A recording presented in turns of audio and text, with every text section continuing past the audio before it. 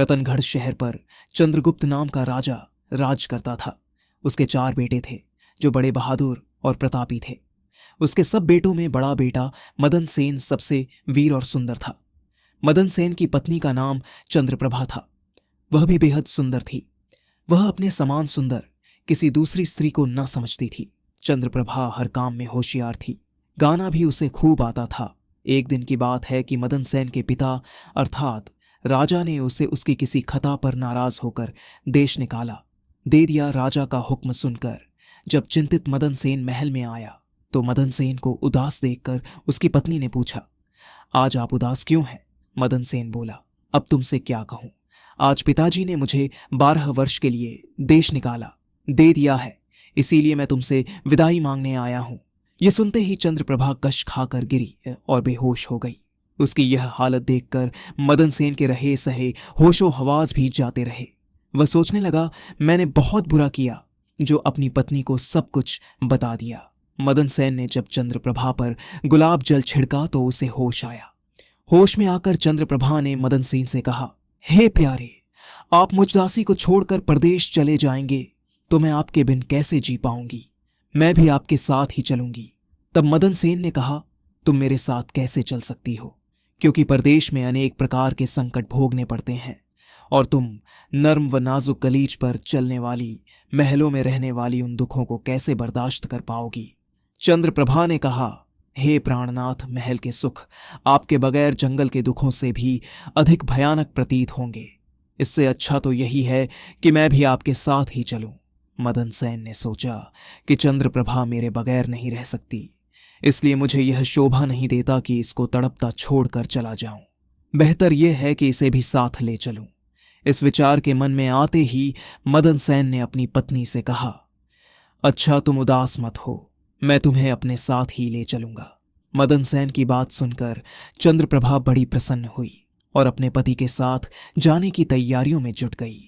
अगली सुबह चंद्रप्रभा और मदन सेन शहर से निकलकर एक जंगल में पहुंच गए। जब चलते चलते थक गए तो एक उचित जगह देखकर वे एक बरगद के वृक्ष के नीचे विश्राम करने लगे। वे बहुत अधिक थके हुए थे, अतः ठंडी हवा के झोंकों ने उन्हें नींद की वादी में पहुंचा दिया। मगर कुछ देर बाद ही एक सांप ने रानी को डस लिया। सांप के डस ही रानी तड़पने लगी। मदन सेन की आंख खुली तो रानी को तड़पते देखा। सांप को जाते देखकर मदन सेन बेचैन हो गया। कुछ देर बाद रानी विष के प्रभाव से मर गई। रानी को देखकर मदन सेन ऊंचे स्वर में विलाप करने लगा। उसका रोना धोना सुनकर जंगल के जीव जंतु गुड़ने लगे। मैं जीकर क्या करूंगा, इसी जंगल में प्राण त्याग दूंगा। ये मन में विचार कर वह रानी की लाश के पास से उठा और जंगल से लकड़ियां बीन कर इकट्ठी करने लगा।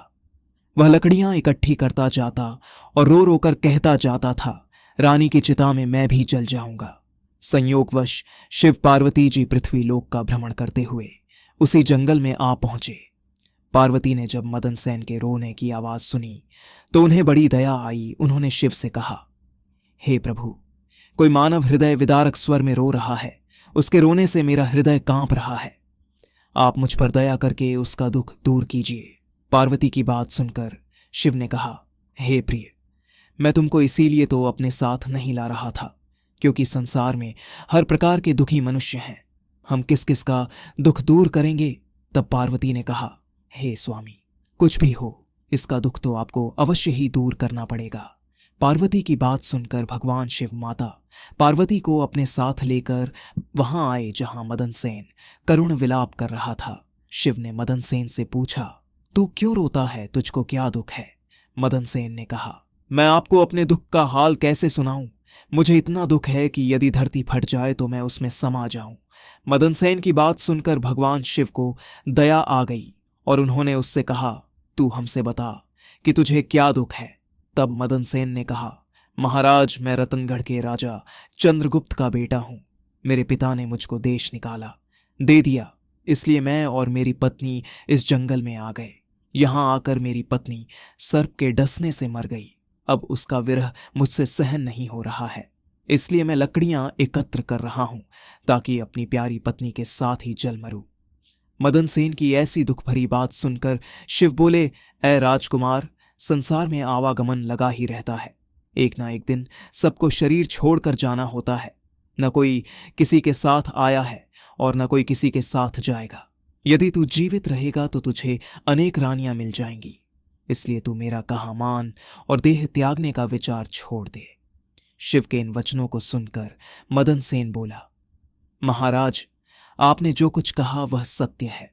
किंतु ऐसी पतिव्रता पत्नी तो मुझे किसी भी जन्म में नहीं मिलेगी और न इसका वियोग मुझसे सहन होगा, इसलिए मैं इसके साथ ही मरूंगा। मदन सेन के हठ को देखकर महादेव जी बोले, राजकुमार, तेरी पत्नी की आयु 20 वर्ष थी जो इसने भोग ली। अब तो बस एक ही उपाय है, यदि तू अपनी आयु का कुछ भाग्य अपनी रानी को दे दे तो तुम दोनों की आयु बराबर हो जाएगी। यदि यह बात तुम्हें स्वीकार है तो रानी अभी जीवित हो जाएगी। शिवजी की बात सुनकर मदन सेन ने कहा, मुझे सहर्ष स्वीकार है महाराज। अब शिव ने मदन सेन के हाथ में पानी देकर उससे आधी आयु देने का संकल्प कराया और रानी के हाथ पैरों पर पानी डालने से पूर्व मदन सेन से कहा कि जब तुझे आवश्यकता हो तो यह संकल्प वापस भी ले सकता है। ज्यों ही संकल्प वापस लेगा त्यों ही यह रानी मर जाएगी, परंतु सावधान, रानी से यह बात मत कहना, किसी समय यह बात तेरे काम आएगी। ऐसा कहकर रानी पर जल छिड़क कर शिव पार्वती वहां से चले गए। उसी समय रानी उठकर बैठ गई और बोली, प्रिय, आज तो मैं बहुत सोई, आपने मुझे जगाया क्यों नहीं? मदन सेन ने कहा, तुम थकी मांदी थी, इसी कारण मैंने तुम्हें नहीं जगाया। अब वे दोनों आगे चल दिए। कितने ही दिनों बाद उन्हें एक बहुत सुंदर स्थान दिखाई दिया। वहां एक फकीर की कुटिया थी। जब वे दोनों वहां पहुंचे तो उन्होंने देखा कि एक सुंदर नौजवान फकीर बैठा हुक्का पी रहा है। वे दोनों थके हारे तो थे ही, अतः फकीर के पास बैठ गए। उसी समय राजकुमार ने रानी से कहा, रानी, मुझे प्यास लगी है, तुम कहो तो मैं जाकर कुएं से पानी पी आऊं, और अगर तुम्हें भी प्यास लगी हो तो तुम्हारे लिए भी लेता आऊंगा। यह सुनकर रानी ने कहा, मैं तो प्यासी नहीं हूं, आप जाकर पी आइए। मदन सेन डोल व रस्सी लेकर कुएं से पानी पीने चला गया। उधर मदन सेन पानी पीने गया, इधर चंद्रप्रभा और फकीर की निगाहें चार हो गईं। वह फकीर से बोली, फकीर साहब, आप तो यहाँ बड़े ऐश में रहते हैं। फकीर बोला, तुम भी यहाँ रहो और ऐश करो। चंद्रप्रभा कहने लगी, फकीर साहब, आपके साथ रहने को दिल तो कर रहा है, मगर मेरा पति मेरे साथ है, इसलिए मैं आपके साथ किस प्रकार रह सकती हूँ। फकीर ने कहा, किसी तरह अपने पति को कुएं में धकेल दो, फिर हम ऐश करेंगे। फकीर की बात सुनकर चंद्रप्रभा ने कहा, अच्छा, मैं ऐसा ही करूंगी। तभी मदन सेन पानी पीकर रानी के पास आया तो रानी कहने लगी, मैं भी प्यासी हूं, मुझे भी पानी पिला लाओ। तब मदन सेन ने कहा, मैंने तुमसे पहले ही पूछा था, तब तुमने मना कर दिया था। खैर, अगर तुमको प्यास लगी है तो मैं अभी पानी लेकर आता हूं। जब मदन सेन पानी लाने चलने लगा तो रानी कहने लगी, मैं भी तुम्हारे साथ चलती हूं। फिर वह भी उसके साथ चल पड़ी। बेचारा मदन सेन तो उसके प्रेम में पागल हुआ पड़ा था। उसे नहीं मालूम था कि यह मेरे प्राण लेने चल रही है। जब मदन सेन कुएं पर जाकर डोल भरने लगा तो रानी ने पीछे से उसे धक्का देकर कुएं में गिरा दिया और खुद उस फकीर के पास आ गई। वह फकीर रानी को लेकर वहां से चलता बना और दोनों एक बड़े शहर में जाकर आनंद से रहने लगे। उस फकीर ने चंद्रप्रभा को थोड़े ही दिनों में ऐसा नाचना गाना सिखाया कि उसके समान नाचने वाली कोई नृत्यांगना उस शहर में दूसरी न थी। वह सारे नगर में प्रसिद्ध हो गई। इस प्रकार रानी के नाचने गाने के कारण वह फकीर लाखों रुपए का मालिक हो गया। रानी उस फकीर के साथ बड़े ऐश से रहने लगी। जिस समय रानी ने मदन सेन को कुएं में धकेला था, दैवयोग से एक जंजीर जो कुएं में लटकी हुई थी उसके हाथ में आ गई। मदन सेन उसको पकड़कर कुएं में लटक गया और ईश्वर को याद करके सोचने लगा कि मैंने रानी को जीवन दान दिया और रानी ने मेरे साथ यह विश्वासघात किया। क्या यही मेरे प्यार की सजा है? उसी दिन बंजारों का एक काफिला उस स्थान पर आकर ठहरा। एक बंजारा बाल्टी और रस्सी लेकर कुएं पर पानी भरने आया। जब उसने बाल्टी कुएं में डाली तो मदन सेन ने बाल्टी को पकड़ लिया। तब उस बंजारे ने पूछा, कुएं में कौन है? मदन सेन ने कहा, भाई, मैं आफत का मारा एक इंसान हूं, ईश्वर के लिए मुझको बाहर निकालकर मेरी जान बचाओ। बंजारे को दया आ गई और उसने मदन सेन को कुएं से निकाल लिया और पूछा, हे भाई, तुम कौन हो? इस कुएं में कैसे गिरे? मदन सेन ने शुरू से लेकर आखिर तक सारा वृतांत बंजारे के सामने कह सुनाया। बंजारा उसकी नेकी और रानी की करतूत सुनकर अफसोस करते हुए बोला, त्रिया चरित्र जाने नहीं, कोई कसम मारकर खुद सती हुए। यह कहकर बंजारे ने मदन सेन को सीने से लगा लिया और बोला, तुम किसी प्रकार की कोई चिंता ना करो, भगवान बड़ा कारसाज है, वह सब भला करेगा कि अगर चाहो तो तुम हमारे लश्कर में हमारे साथ रह सकते हो। मदन सेन ने उसके साथ रहना स्वीकार कर लिया। संयोगवश बंजारों का वह लश्कर कुछ दिनों के बाद उसी शहर में आया जिसमें रानी चंद्रप्रभा फकीर के साथ रह रही थी। उस शहर को देखकर मदन सेन ने बंजारे से कहा, भाई मेरी इच्छा कुछ दिन इस शहर में रहने की है, यदि आपकी आज्ञा हो तो कुछ दिन मैं इस शहर में बिता लूं। मदन सेन की बात सुनकर बंजारा बोला, तुम्हारी जैसी मर्जी हो, मुझे कोई आपत्ति नहीं है। मदन सेन बंजारे से विदा लेकर शहर में किसी काम की तलाश में घूमने लगा। कुछ दिनों बाद उसकी मेहनत रंग लाई और उसे एक बड़े व्यापारी के यहाँ नौकरी मिल गई। वह व्यापारी के यहाँ रहने लगा और बड़ी लगन और परिश्रम से अपने कर्तव्य का निर्वाह करने लगा। मदन सेन की कर्तव्य निष्ठा और परिश्रम को देखकर उसे अपने यहाँ मुनीम बना लिया। अब मदन सेन के दिन चैन से गुजरने लगे। एक दिन उस नगर के राजा के यहाँ चंद्रप्रभा के नृत्य का आयोजन हुआ।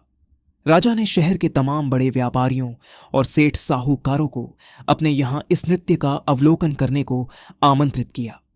जिस दिन चंद्रप्रभा का नृत्य था, शहर के सब व्यापारी और सेठ साहूकार राजा के यहाँ पहुंचे।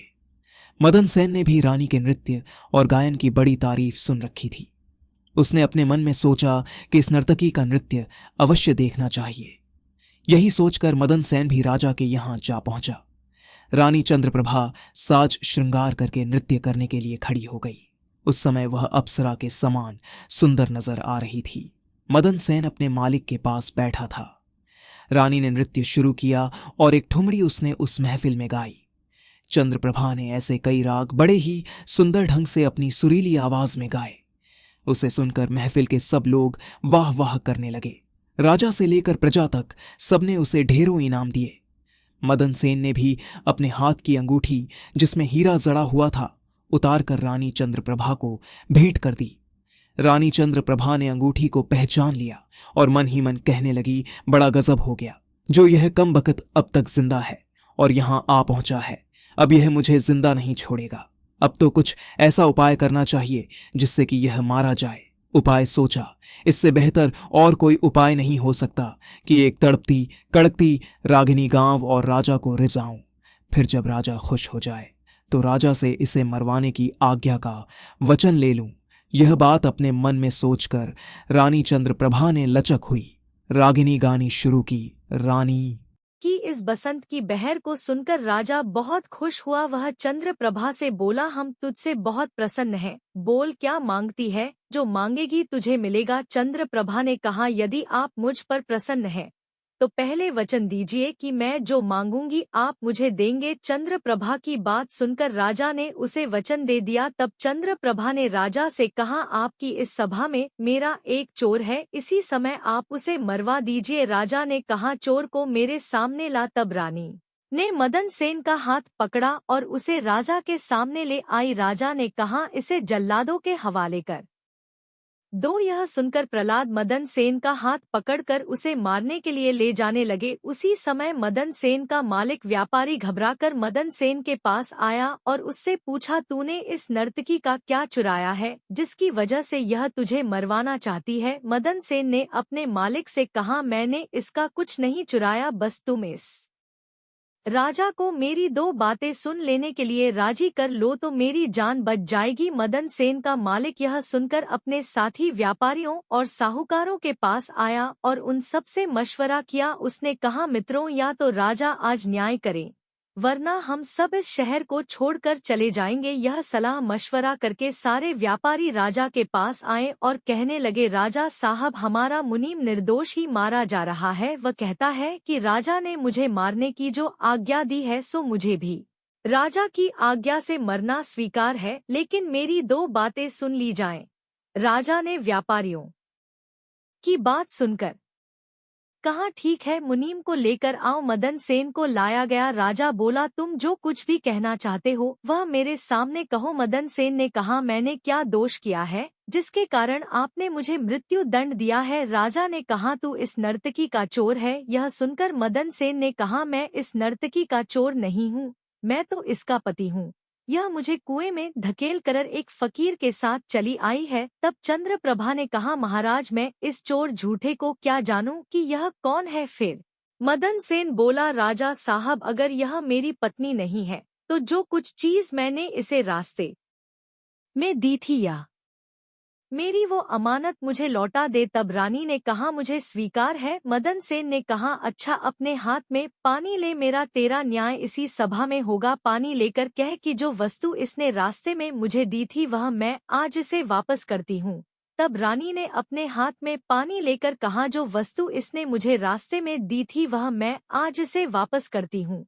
यह कहकर रानी ने जैसे ही अपने हाथ से संकल्प का पानी छोड़ा वैसे ही रानी के प्राण पखेरु उड़ गए। यह देखकर सब लोग आश्चर्यचकित रह गए। राजा ने घबराकर मदन सेन से कहा यह क्या हुआ, इसके पीछे क्या राज है, पूरी बात बताओ। तब मदन सेन ने अपने बारे में राजा को बताना प्रारंभ किया और अपने पिता द्वारा देश निकाला दिए जाने से लेकर अब तक का सारा हाल सबके सामने कह सुनाया। सारी बातें सुनकर राजा ने मदन सेन को अपने सीने से लगा लिया। मदन सेन की सच्चाई और धर्म प्राय होता ने राजा का दिल जीत लिया। उसने खुश हो अपनी इकलौती पुत्री का विवाह मदन सेन के साथ कर दिया और उस फकीर को फांसी लगाने का हुक्म दिया। निष्कर्ष इस प्रेरणादायक कहानी से हम मदन सेन और रानी चंद्रप्रभा की जीवन यात्रा के माध्यम से सत्य, धर्म और कर्म की महिमा को समझेंगे कि इस बसंत की बहर को सुनकर राजा बहुत खुश हुआ। वह चंद्रप्रभा से बोला हम तुझसे बहुत प्रसन्न हैं,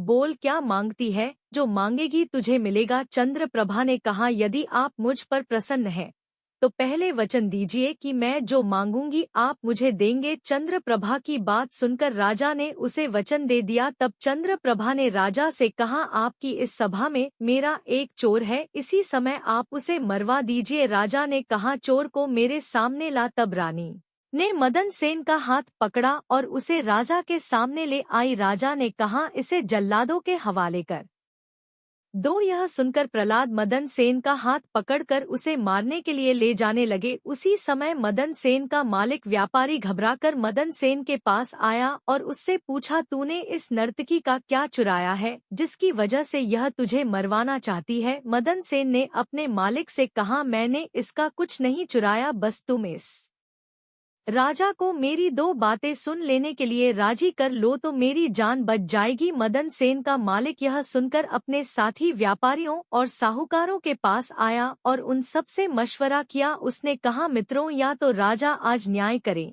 वरना हम सब इस शहर को छोड़कर चले जाएंगे। यह सलाह मशवरा करके सारे व्यापारी राजा के पास आए और कहने लगे राजा साहब हमारा मुनीम निर्दोष ही मारा जा रहा है। वह कहता है कि राजा ने मुझे मारने की जो आज्ञा दी है सो मुझे भी राजा की आज्ञा से मरना स्वीकार है, लेकिन मेरी दो बातें सुन ली जाएं। राजा ने व्यापारियों की बात सुनकर कहा ठीक है, मुनीम को लेकर आओ। मदन सेन को लाया गया। राजा बोला तुम जो कुछ भी कहना चाहते हो वह मेरे सामने कहो। मदन सेन ने कहा मैंने क्या दोष किया है जिसके कारण आपने मुझे मृत्यु दंड दिया है। राजा ने कहा तू इस नर्तकी का चोर है। यह सुनकर मदन सेन ने कहा मैं इस नर्तकी का चोर नहीं हूँ, मैं तो इसका पति हूँ। यह मुझे कुएं में धकेल कर एक फकीर के साथ चली आई है। तब चंद्रप्रभा ने कहा महाराज मैं इस चोर झूठे को क्या जानूं कि यह कौन है। फिर मदन सेन बोला राजा साहब अगर यह मेरी पत्नी नहीं है तो जो कुछ चीज मैंने इसे रास्ते में दी थी या मेरी वो अमानत मुझे लौटा दे। तब रानी ने कहा मुझे स्वीकार है। मदन सेन ने कहा अच्छा अपने हाथ में पानी ले, मेरा तेरा न्याय इसी सभा में होगा। पानी लेकर कह कि जो वस्तु इसने रास्ते में मुझे दी थी वह मैं आज इसे वापस करती हूँ। तब रानी ने अपने हाथ में पानी लेकर कहा जो वस्तु इसने मुझे रास्ते में दी थी वह मैं आज इसे वापस करती हूँ। यह कहकर रानी ने जैसे ही अपने हाथ से संकल्प का पानी छोड़ा वैसे ही रानी के प्राण पखेरु उड़ गए। यह देखकर सब लोग आश्चर्यचकित रह गए राजा ने घबराकर मदन सेन से कहा, यह क्या हुआ, इसके पीछे क्या राज है, पूरी बात बताओ। तब मदन सेन ने अपने बारे में राजा को बताना प्रारंभ किया और अपने पिता द्वारा देश निकाला दिए जाने से लेकर अब तक का सारा हाल सबके सामने कह सुनाया। सारी बातें सुनकर राजा ने मदन सेन को अपने सीने से लगा लिया। मदन सेन की सच्चाई और धर्मप्राय होता ने राजा का दिल जीत लिया। उसने खुश हो अपनी इकलौती पुत्री का विवाह मदन सेन के साथ कर दिया और उस फकीर को फांसी लगाने का हुक्म दिया। निष्कर्ष, इस प्रेरणादायक कहानी से हम मदन सेन और रानी चंद्रप्रभा की जीवन यात्रा के माध्यम से सत्य, धर्म और कर्म की महिमा को समझेंगे।